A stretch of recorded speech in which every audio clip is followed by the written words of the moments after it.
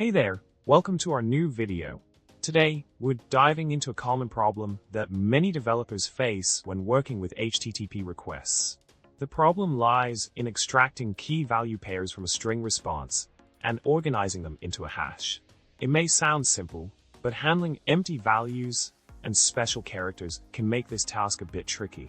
Now, let's explore a practical solution to this problem.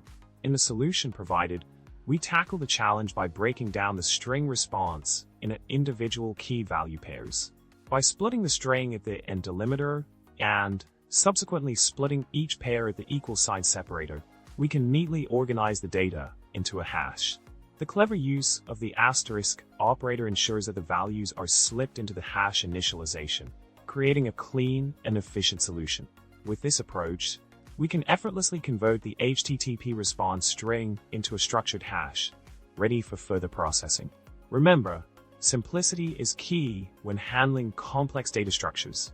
To wrap things up, we've successfully addressed the problem of parsing HTTP query strings into hashes with elegance and effectiveness.